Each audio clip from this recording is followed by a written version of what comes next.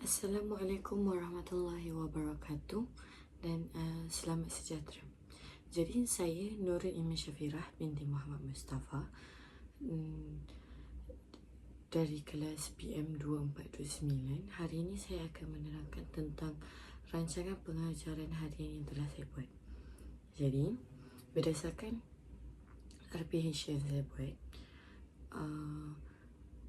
RPH ini untuk masa 60 minit dan temanya ialah tema perpaduan untuk unit jalinan perpaduan yang bertajuk panggung perpaduan.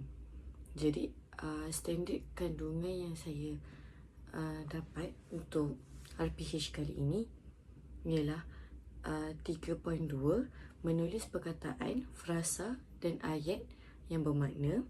5.2 memahami dan menggunakan pembentukan kata mengikut konteks. Jadi ini ialah SK yang saya dapat dari buku teks untuk tajuk saya kali ini. Untuk standard pembelajaran pula ialah 3.2.1 di mana membina dan menulis ayat untuk menyatakan pendapat daripada semua bahan multimedia.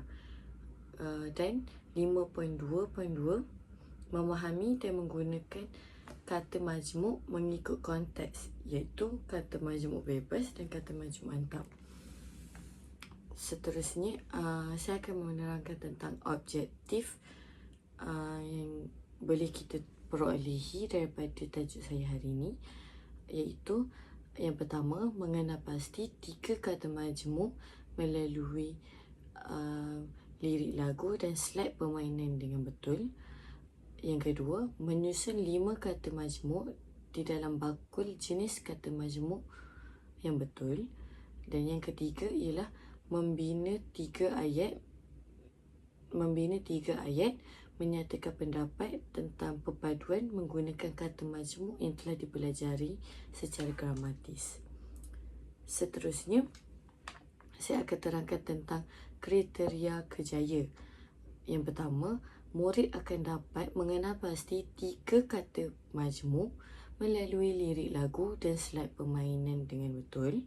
Yang kedua, murid dapat menyusun 5 kata majmuk di dalam bakul jenis kata majmuk dengan betul. Dan yang ketiga ialah murid dapat membina 3 ayat menyatakan pendapat mereka tentang perpaduan menggunakan kata majmuk yang telah dipelajari secara gramatis. Jadi yang saya baru bagi tahu tadi ialah kriteria kerjaya. Seterusnya saya akan terangkan tentang kemahiran abad ke-21. Jadi kemahiran abad ke-21 yang ada dalam tajuk dalam pengajaran saya hari ini ialah yang pertama ialah mahir berkomunikasi, di mana murid dia meluahkan fikiran dan idea tentang perpaduan dengan yakin melalui penulisan ayat pendapat mereka.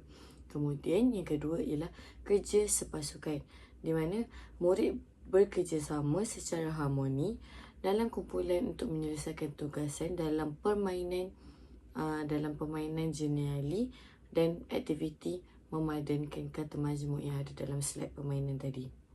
Seterusnya ialah kemahiran berfikir. Jadi kemahiran berfikir yang terdapat dalam pengajaran hari ini ialah yang pertama, kebat, di mana ia akan dapat menganalisis, menilai dan mengaplikasi. Dan strategi pengajaran dan pembelajaran yang ada dalam pengajaran ini ialah pendekatan berpusatkan murid, didik hibur dan pembelajaran konseptual.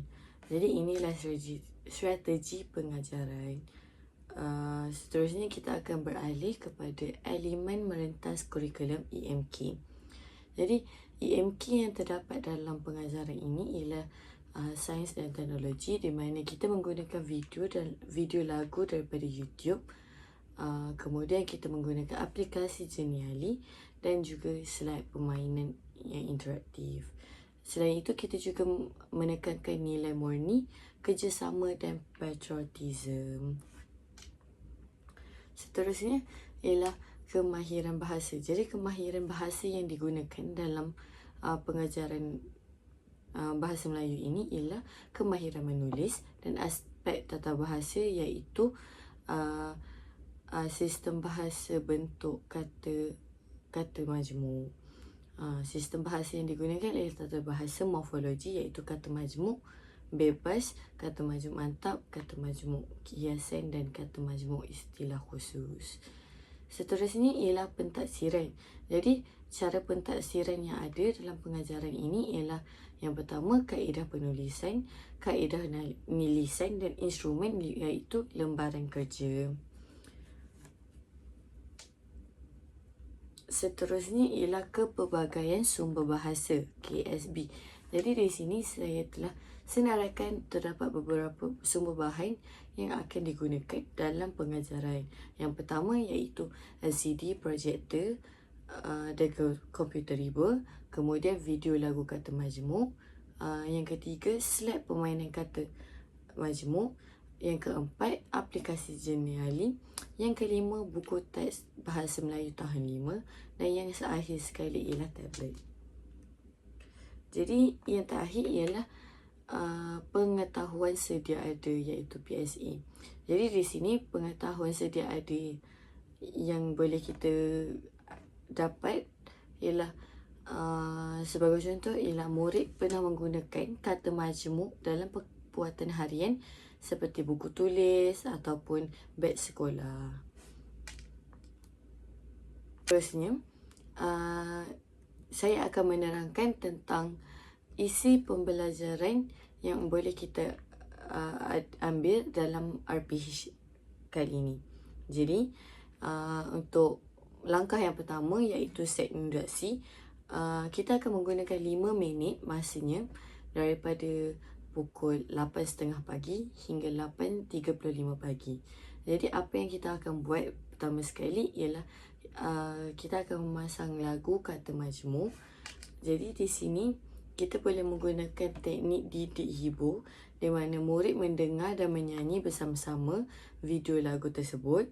Kemudian murid akan bersoal jawab dengan guru mengenai lagu tersebut. Jadi antara soalan-soalan yang guru boleh berikan kepada murid ialah siapa tahu lagu tadi tentang apa, ataupun apakah perkataan unik yang murid dengar dari dalam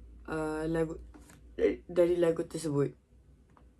Jadi dari sini murid dapat mengaitkan jawapan dengan tajuk pembelajaran kita hari ini.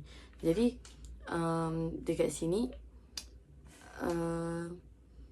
kepelbagaian sumber bahan yang digunakan ialah video lagu kata majmuk, LCD dan komputer riba. Kita juga menggunakan kemahiran abad ke-21 seperti komunikasi. Sebab apa? Sebab adanya komunikasi antara murid dan guru.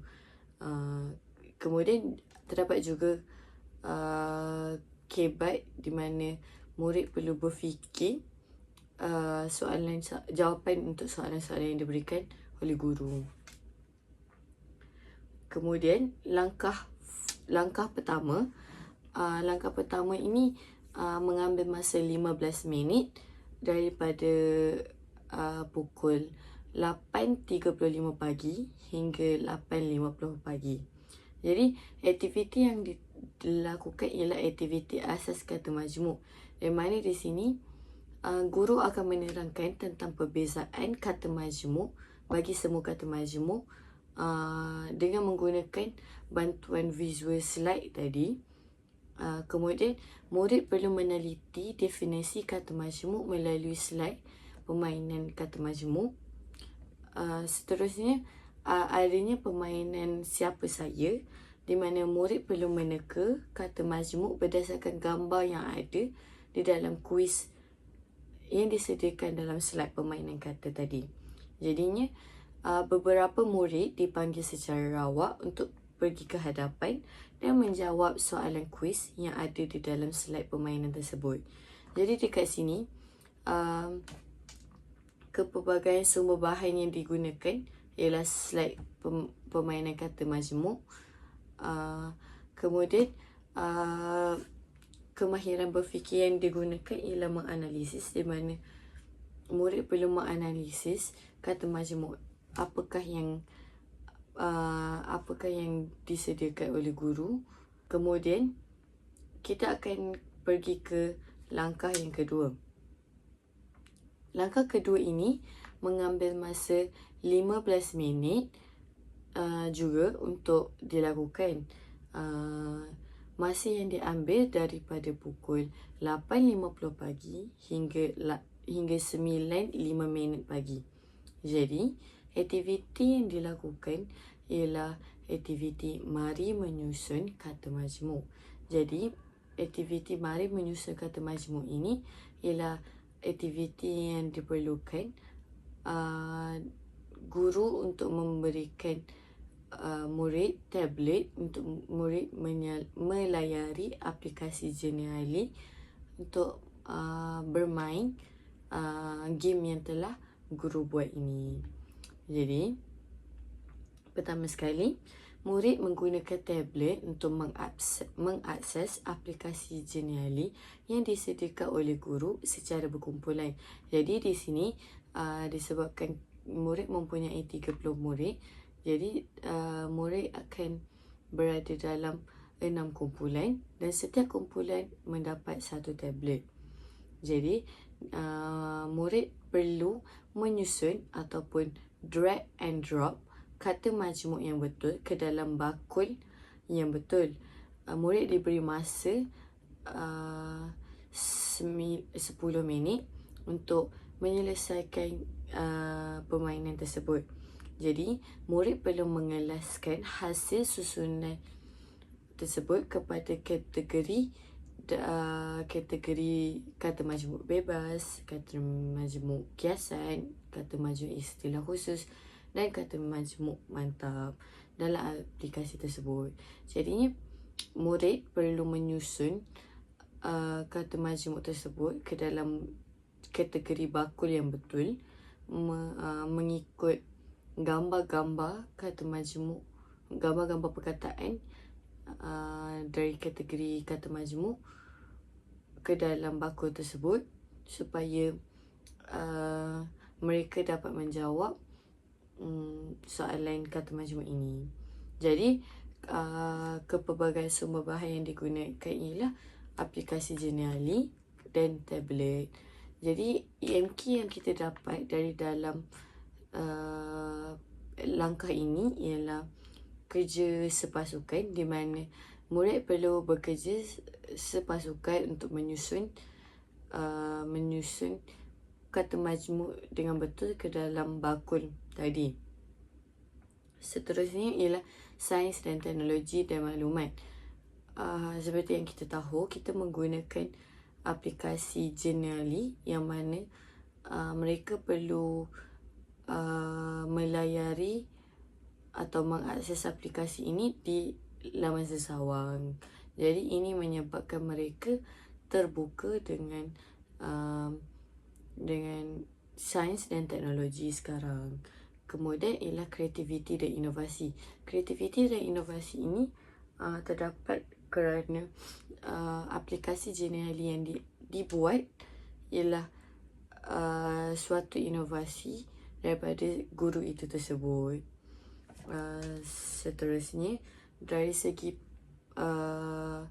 PAK21 ialah yang kita dapat ialah langkah ini menggunakan pembelajaran berasaskan permainan. Disebabkan kita menggunakan aplikasi Geniali, jadinya pembelajaran yang dilakukan ialah pembelajaran berasaskan permainan yang telah dibuat.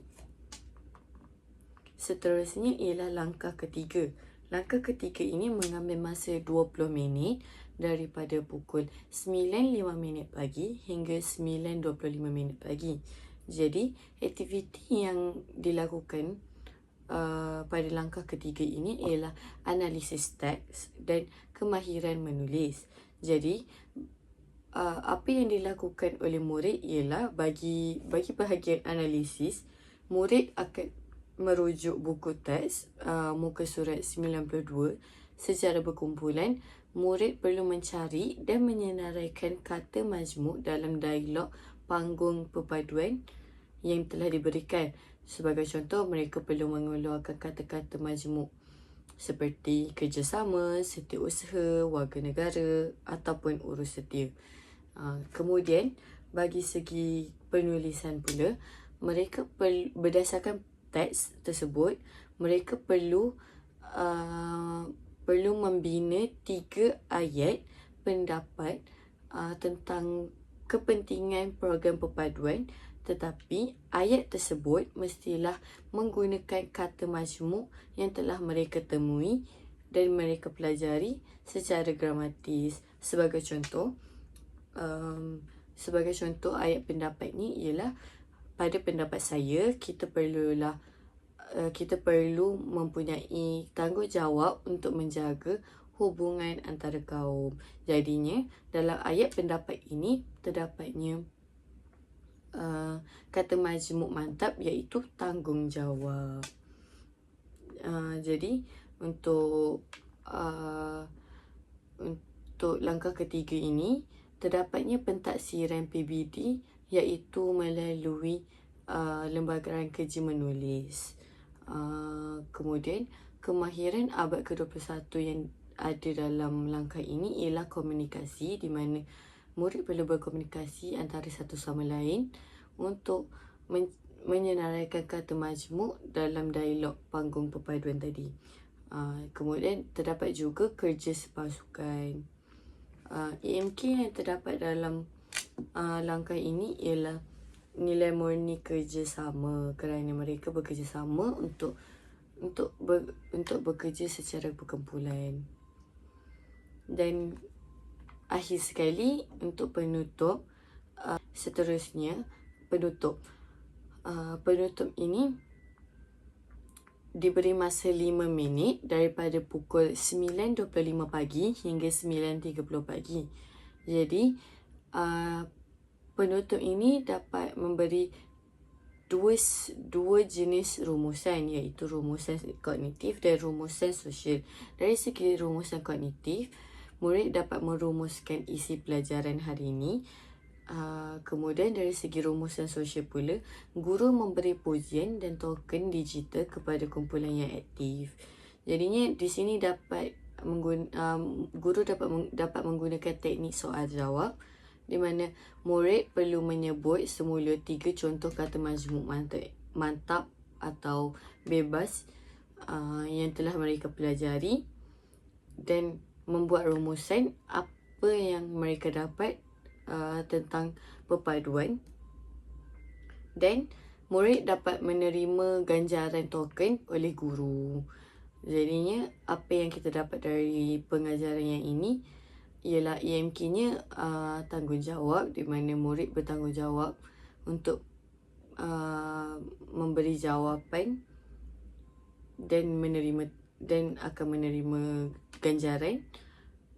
Seterusnya, mereka juga menggunakan kemahiran berfikir kebat, menganalisis, kerana mereka perlu berfikir semula apa kata majmuk yang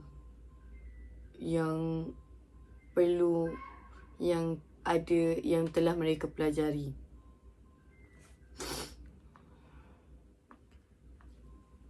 Seterusnya, saya akan terangkan tentang refleksi. Jadi, refleksi pengajaran RPH ini ialah dari segi kekuatannya ialah pengajaran